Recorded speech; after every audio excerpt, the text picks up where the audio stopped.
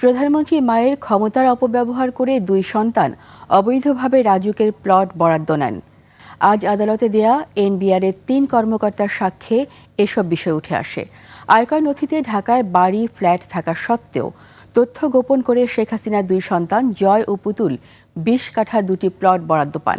এ মামলায় ২৩ জনের বিরুদ্ধে তৃতীয় দিনে ৬ জনের সাক্ষ্য গ্রহণ শেষ হয়। এ মামলার পরবর্তী সাক্ষ্য গ্রহণ ১৭ সেপ্টেম্বর। আরিফুল ইসলামকে সঙ্গে নিয়ে বাকিটা জানাচ্ছেন দীপু শিকদার। শিয়া বাটার ও ভিটামিন ই সমৃদ্ধ লিলি বিউটি সোপ, তারুণ্যময় উজ্জ্বল ত্বকের জন্য। রিমার্ক। গণ অভ্যুত্থানে ক্ষমতাচ্যুত প্রধানমন্ত্রী শেখ হাসিনার ক্ষমতার অপব্যবহার প্রভাব খাটিয়ে স্বজনদের রাজুকের প্লট পাইয়ে দেওয়ার অভিযোগে দায়ের করা মামলার আনুষ্ঠানিকভাবে বিচার প্রক্রিয়া শুরু হয় গত ৩১ জুলাই। মঙ্গলবার সকালে ঢাকার ৫ নম্বর বিশেষ জজ মোহাম্মদ আবদুল্লাহ আল মামুনের আদালতে শেখ হাসিনার বিরুদ্ধে দায়ের করা ৩ মামলায় ৬ জন সাক্ষ্য দেন।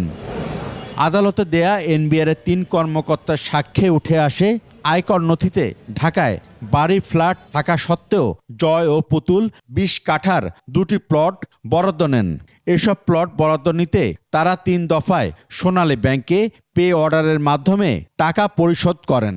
শেখ হাসিনার যে ইনকাম ট্যাক্স তার রিটার্ন দাখিল করছে, এটা সমস্তগুলো এখানে তথ্য তুলছে যে আয়, তাছাড়া আয় বহির্ভূত এখানে তার প্লট কিনা হয়েছে কিনা এটা দেখার ব্যাপার আছে। গণভবন শাখা সোনালী ব্যাংক যেখানে পে অর্ডার করছে সেই পে অর্ডারগুলো এখানে যাচাই বাছাই করার জন্য আজকে জব্দ তালিকার সাক্ষীগুলো সাক্ষী দিয়েছে।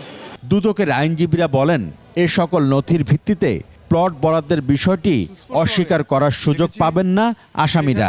সাইমা ওয়াজেদ পুতুল তার যে আয়কর রিটার্ন সাবমিট করেছে সেখানে ৫৪ সুদাসদন ওনার বাবার পৈতৃক যে সম্পত্তি সেই সম্পত্তিতে ওনার মালিকানা আছে। ওনার এই ঢাকা শহরের গুলশান এবং ধানমন্ডিতে ২ জায়গায় বাড়ি থাকার সত্ত্বেও উনি রাজুকের বিধি বহির্ভূতভাবে পূর্বাঞ্চলের এই প্লটটি নিয়েছেন।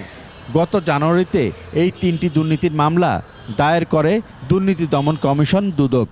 আসামিরা সবাই বর্তমানে পলাতক আছেন, তাই আদালত তাদের বিরুদ্ধে গ্রেফতারি পরোয়ানা জারি করেছেন।